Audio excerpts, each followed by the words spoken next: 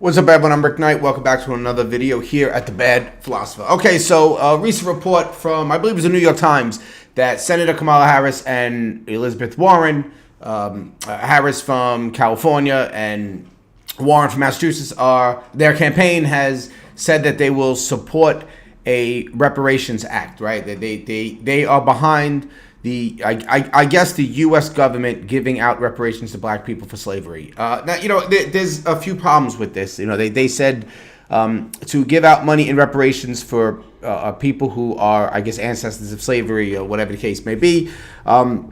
Okay, so there's a few problems with this that I don't think it's a good idea. I don't think it's going to work. I think it's going to cause more trouble than what it's worth. And here you go. All right, so let's just say we decided to give reparations to people because of what they went through, and of course, everyone is going to be a part of the grievance crowd. Everyone is going to say that they should get reparations for something. Native Americans are going to say they should get reparations because of what they went through. You'll get Hispanics saying the same thing. You'll get gay people saying the same thing. Everybody's going to come out of the woodwork, and everyone's going to have a grievance, and everyone's going to feel that they should get reparations. Women are going to say that they were mistreated for decades and decades upon decades, for centuries, from men.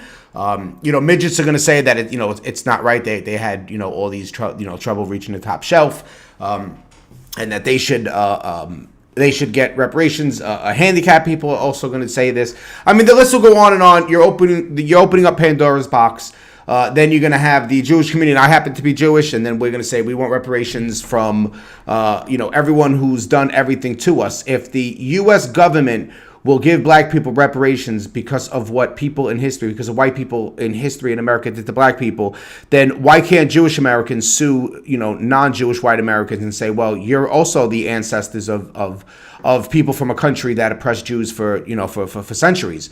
So, you're opening up Pandora's box. That's all you're doing. Now here's another thing. Now, are you going to take money? You can't take the money from white people and give it to black people. You can't do that.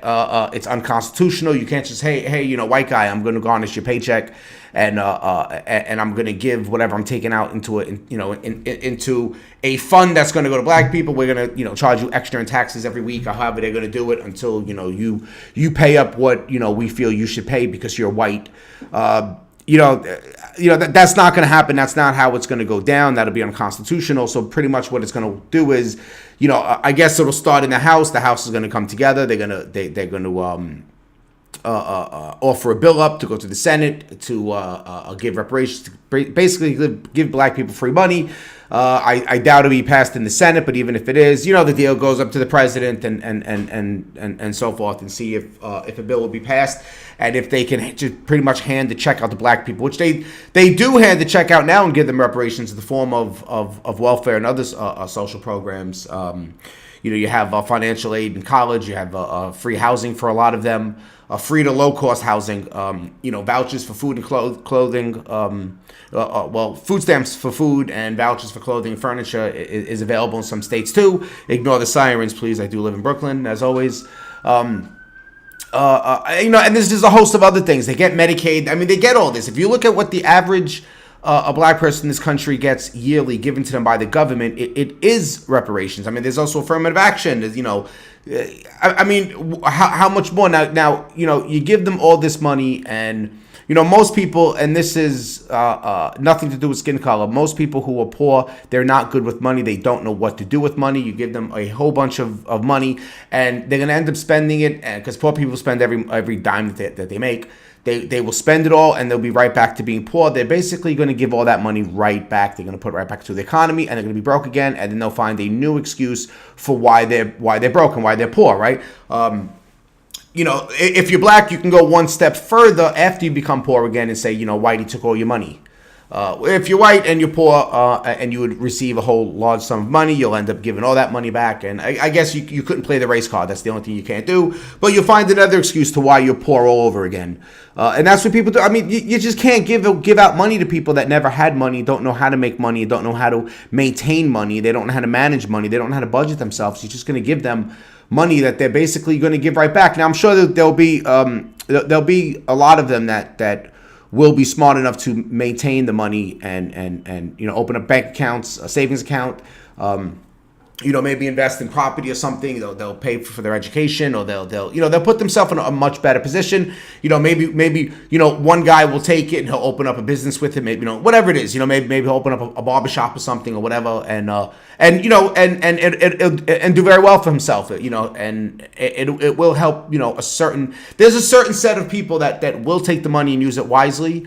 And that's like the person I do want to get the money. That's the person I do want to have the money. Like they get X amount of dollars, they take it and they invest it into something, and they do very well for themselves and for their family, and they have a bright future. Then you know what? I don't mind. But here's the thing: we don't know who's who. We don't know who's going to do that. We're just taking a chance, and just by throwing all this money out there and just letting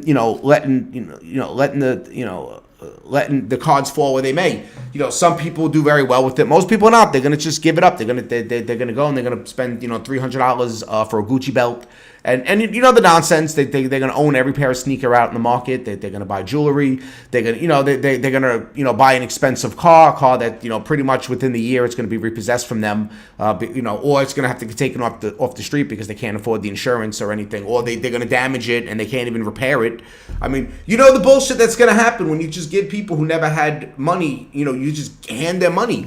And then of course you're gonna open up a can of worms when people start saying, where's my reparations because I have a vagina, or because I was born with no legs, or I was treated like this from people, and historically speaking, being gay, we were treated like this, and everyone's gonna have Irish people are gonna say, look, we want to sue the people who are related to the first set, to the Americans that gave us a hard time when we first arrived here into this country. What about the Italians when they started arriving in the the late 20th century, right? The late 1800s to the early 1900s, when Italians were coming into the country, and they were treated like shit. People didn't want them here, and people said, oh, that they were the old Mexicans, right? The Mexicans are the new Italians, right? In a sense, and people people didn't want the Italians here. One of the largest single public lynching single lynching that has ever happened in one shot was against Italians in Louisiana. This is something a lot of people don't know.